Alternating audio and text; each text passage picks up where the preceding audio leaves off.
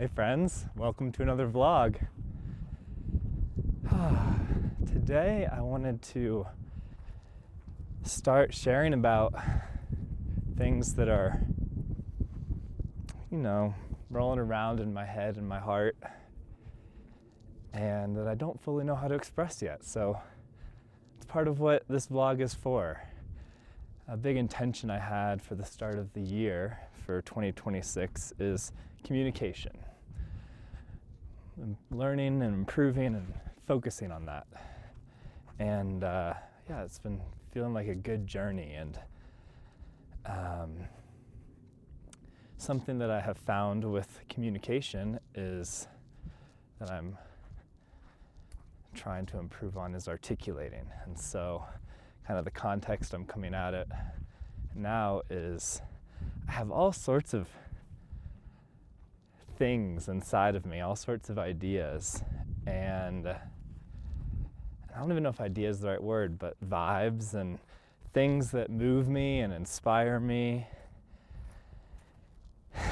And I don't really know how to express so much of it. The last couple weeks, as I've been trying to figure out what to talk about for my vlogs, I've been hitting this wall of I don't know how to talk about anything that feels interesting for me to talk about.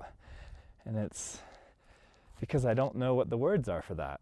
And so I'm letting myself, like a vlog, be practice for articulating things inside of me, if that makes any sense. And so one other main reason for my vlog is sharing updates in my life and bringing anyone who wants to join along for the journey of my personal life. And it's probably my primary reason for this vlog. But the thing is that when I'm trying to make videos every week, I don't always have updates. Life is not a week-to-week television show. There are times it moves quickly and there are times it moves very slowly. And I've just been in a season of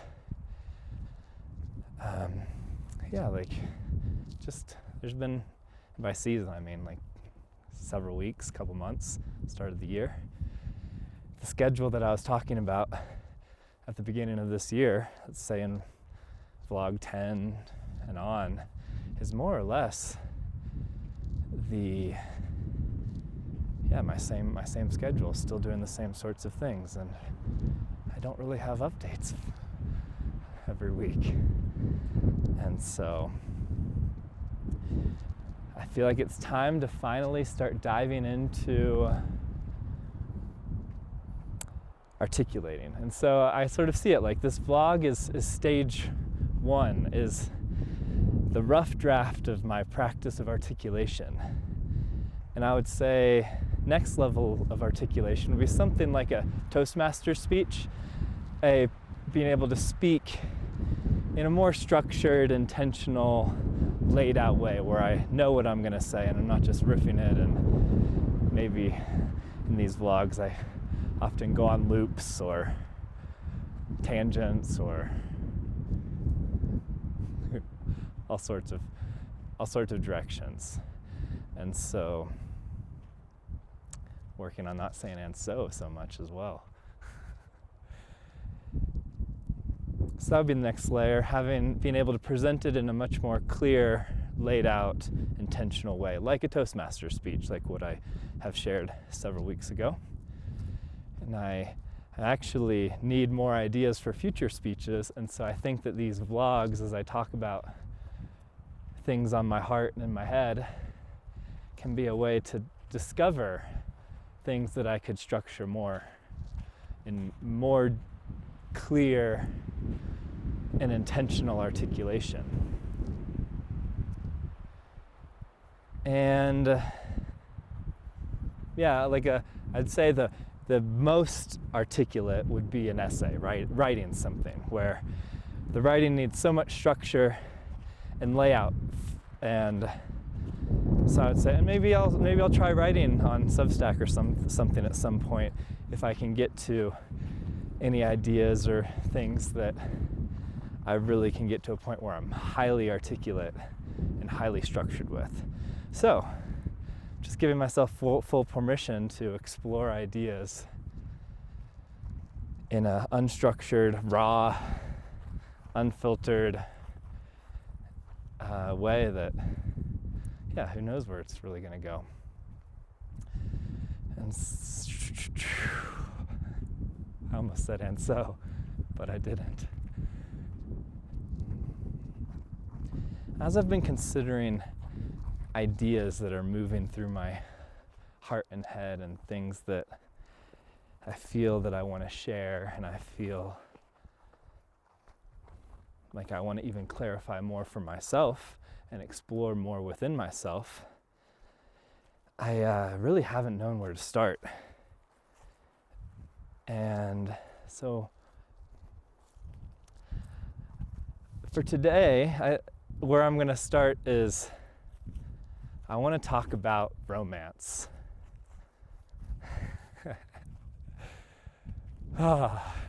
And I want to bring it at the highest level possible, sort of related to this idea of romanticism. And I don't really know that much about romanticism, but it was like an artistic movement, maybe in kind of after the height of the Enlightenment.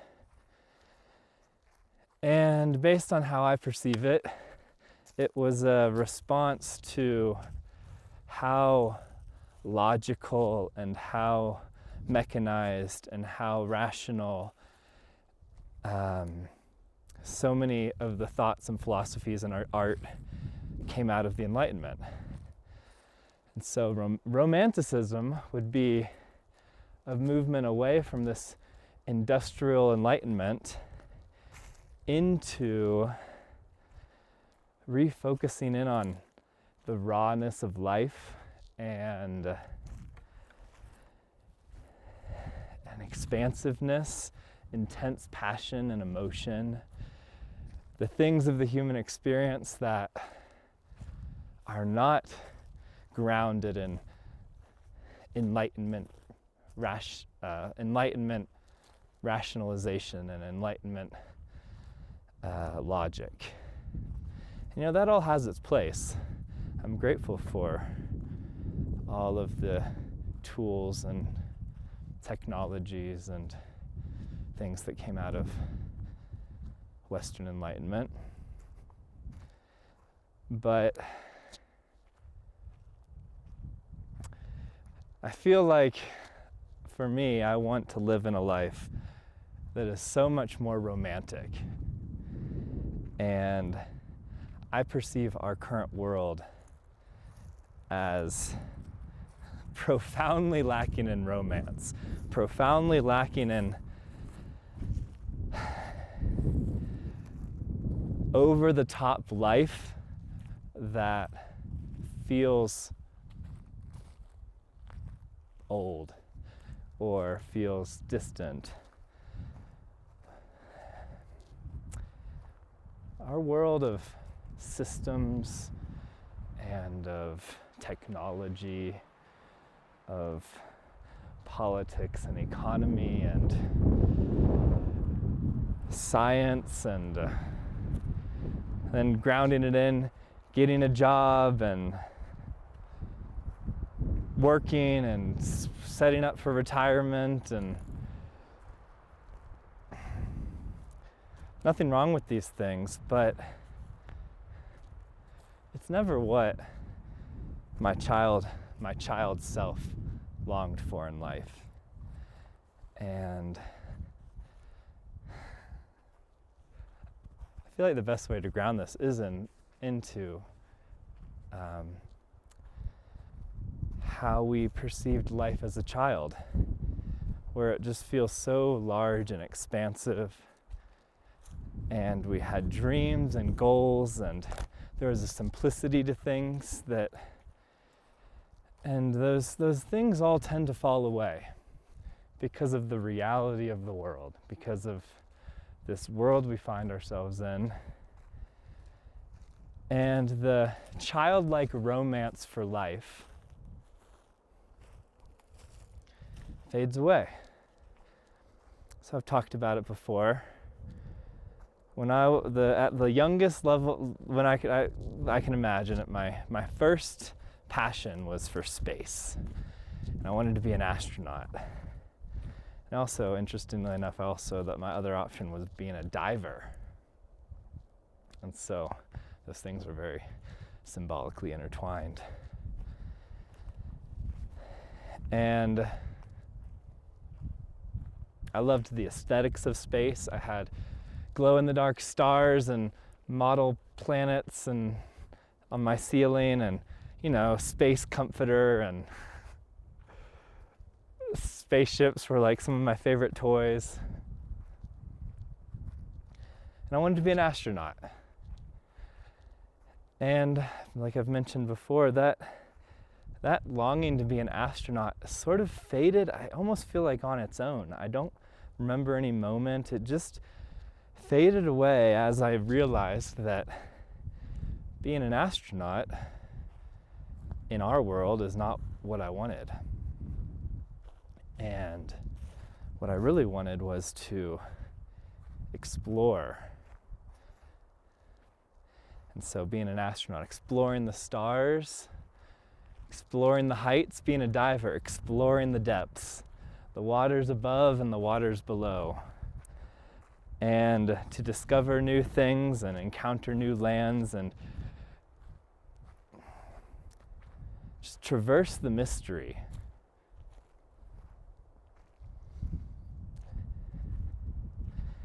And, like if I was to put it in,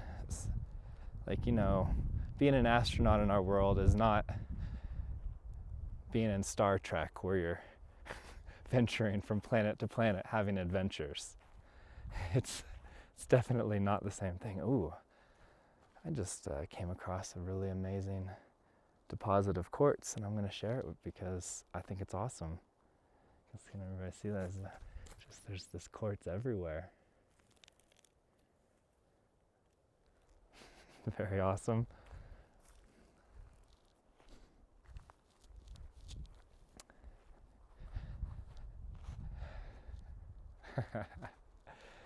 And so the astronaut, that was my first romantic inspiration of life.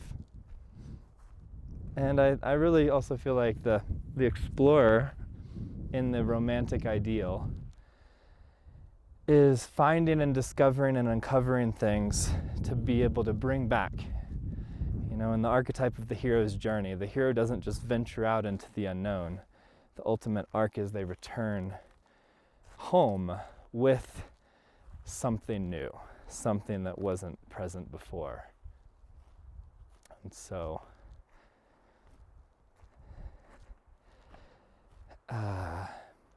after the longing to be an astronaut faded away, I never actually knew what I wanted to be.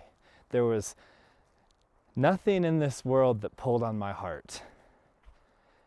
And I remember year upon year of being a kid and slowly growing up, and I was always just grateful to not be an adult because I didn't have to figure out what I was gonna do. I didn't have to put myself into the boxes of the world that never called to me and never drew me. And slowly you grow up and you have to do it. And I've come to a place in my life now where it feels hero journey like,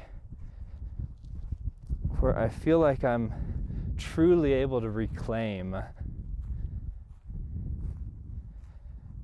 the longings of my child heart. And it actually feels possible, because for most of my life it felt like it didn't exist. There are no grand adventures to go on. There is no overwhelming passion. So the next archetype I want to talk about that inspired me as a kid were knights. And the medieval era, and I would say the stories of King Arthur and Camelot. And I loved it because not only was this a world of life and magic and mystery.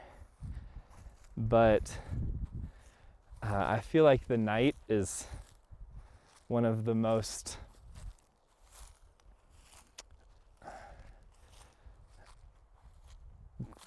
it's such an expression of this romance that I'm talking about. It is a warrior who is refined and is cultivated and devotes themselves to something higher, devotes themselves to their kingdom, and is part of a brotherhood, and the Knights of the Round Table, and is fighting and training and growing and striving for something higher. But it's not just for themselves, it's with others and it's for others. It's for the kingdom. And the knight, as to I've been talking about romance in a high level. I also feel like just the image of the knight being devoted to the maiden, to a woman, and just grounding in this defense of the beautiful and the soft and the sacred through devotion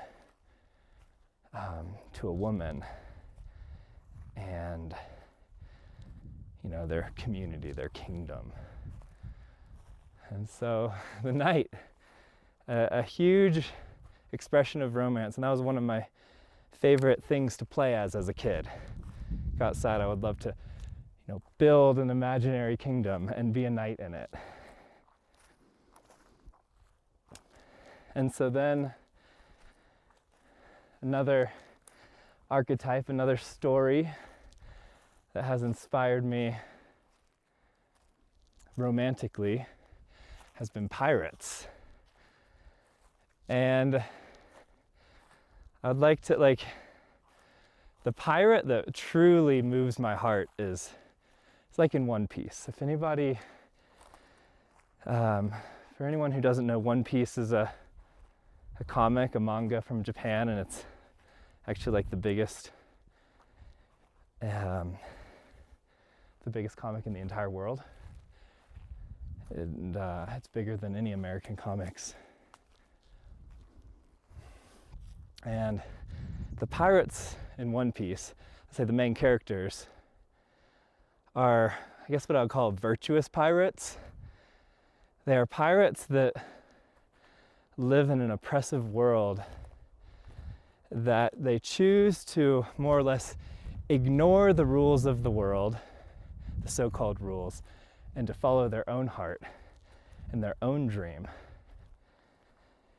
and have an adventure, follow their dreams. And I find it profoundly inspiring, and I know a lot of people do. It really is I think it's one of the biggest and most important stories of the 21st century so far. And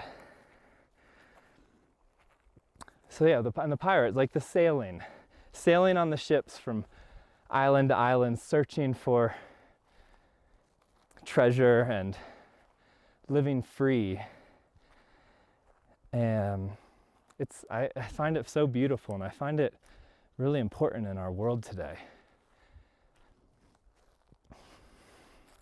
And it's so romantic, even if some of these things have nothing to do with how the word romance is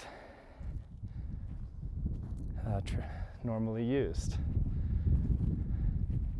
And the traditional word for romance, the romance between a man and a woman, I find profoundly, profoundly beautiful. And that's not in my life. I'm not in any kind of relationship, and I actually am not looking for that, and I don't necessarily expect it. But I also feel that as I open myself to serving my community and moving from my heart and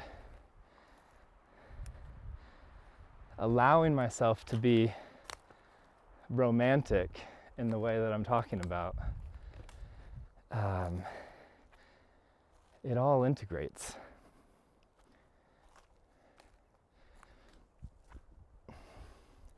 So I guess the last thing on my mind now to talk about with romance is all these things I talk about: knights, pirates, astronauts, explorers, these romantic images that are so inspiring to me. I know that the grounded reality of how so much of this was done throughout history had these dark sides to it. You know, the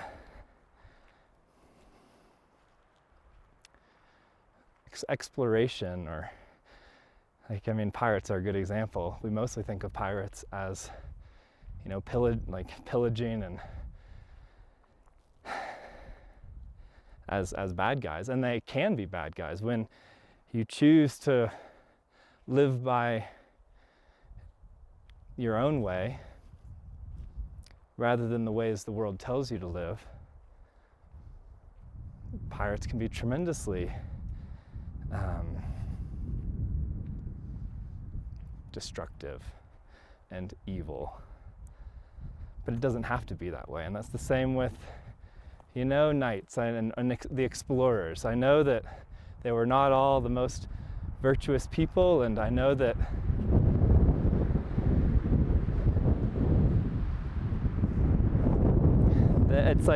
I think it's important to be able to be aware of how these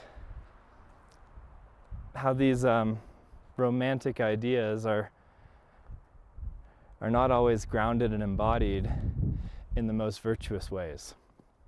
And so I don't want to dismiss that, but I feel like what's truly romantic is to know that, the idealism of these things is what it is. It's idealism, but we live in such a cynical world, and I feel rebellious against cynicism. I feel rebellious against thinking of the future as dystopia. I feel rebellious about being subdued and numb and checked out. And so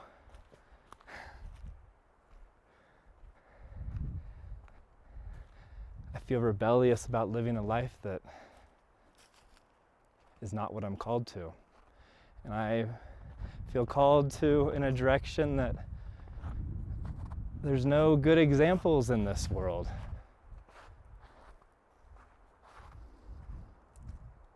And so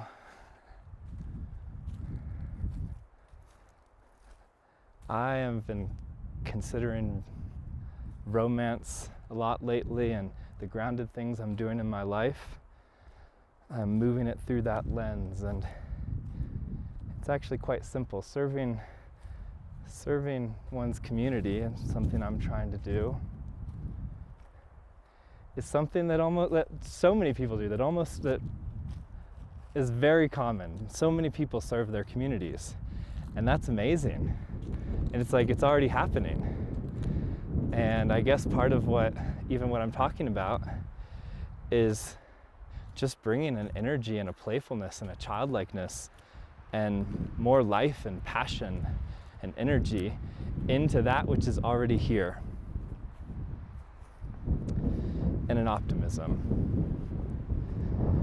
And so really got to get out of the "and so."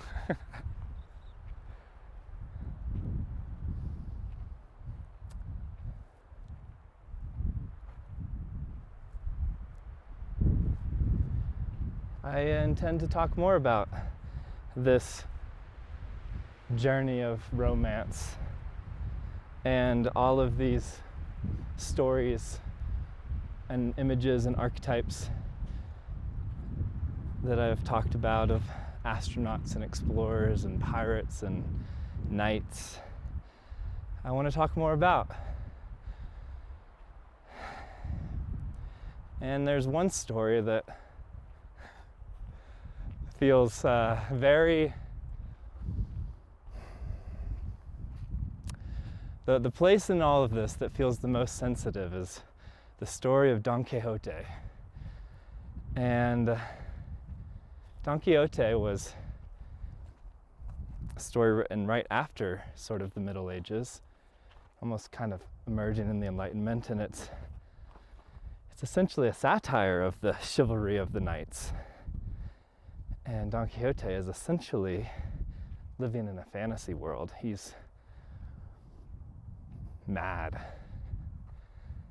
and he's a fool, and he's also inspiring, and he's also virtuous, but it's complicated because he's also tragic. He also does damage and has hurt people and doesn't live in reality, and yet the reality again is also pointing at is also inspiring as well. So it's tragic and comic, it's foolish and virtuous, and I see myself in that often. I know that it feels like the path of romance is full of foolishness, idealism, naivety, fantasy, unreality, and misperception. And I've experienced a lot of that in my life, and especially in the last quite a few years, where I've allowed myself to go on a journey outside of the normal ways. And I've experienced a lot of being wrong about things and feeling humiliated over ways I've navigated situations and misperceiving situations. And honestly, just Don Quixote hits close to home for me, and I don't like that. Actually, it makes me feel encountering the foolishness in yourself, and actually having experienced many times that I have been foolish, and how hard and humiliating that can be, is very real. And yet, ultimately, there is this real part of me that would rather be foolish and rather make mistakes than just remain in non-action and a numbness and a giving up. And so if living deeper into life and deeper into romance opens me up to the pitfalls of Don Quixote, there's a part of me that's willing to say yes to that, and be willing to engage and explore those sides of it. And so yeah, this is actually my longest video yet. So forever's here, thank you for coming with me on this process. I really didn't know fully what I was going to talk about other than romance. And I will intend to keep talking about it in the future and go into more details. And yeah, and there's season 2 of the One Piece show is coming out here in like a week or something. So if you want to get a sense of the virtuous pirate, I highly recommend it. It is a very optimistic and expansive story that has been very inspiring to my life. And so there it is. And so love you all. Thank you for being here, and I will talk to you all next time.